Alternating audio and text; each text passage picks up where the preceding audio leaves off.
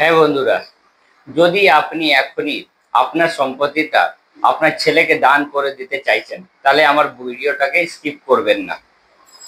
অনেক সময় দেখা গেছে কি মা বাবা নিজের সারা জীবনে কামানো সম্পত্তিটা নিজের ছেলেকে বা মেয়েকে দান করে দেয় বা গিফট করে দেয়। গিফটের দলিলটা করার কিছুদিন পর থেকে বা কিছু সাল পরের থেকে দেখা যায় কি ছেলে সে নিজের মা বাবাকে ঠিকঠাক ভাবে দেখভাল করছে না।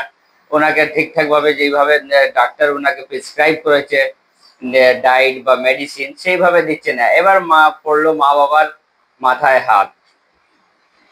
সেই ক্ষেত্রে আপনারা কি করবেন? আপনারা সবচেয়ে যেই উকিল বাবু বা যেই মোহরি বাবু থেকে আপনি দলিলটা করাবেন, তাকে অবশ্যই কন্ডিশনাল ডিড করতে, গিফট ডিড করার জন্য বলবেন। সেই কন্ডিশনাল গিফট ডিটে আপনার সমস্ত কথা লেখা থাকবে।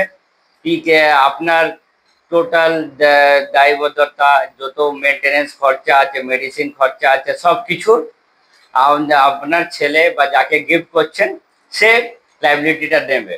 যদি ইন কেস ও ফেল করে, তাহলে এই ডিটটা ক্যান্সেল, অটোমেটিক্যালি ক্যান্সেল হয়ে যাবে। এই ডিটটা, এই কলমটা অবশ্যই লেখাবেন। ভালো থাকেন, সুস্থ থাকেন, নমস্কার।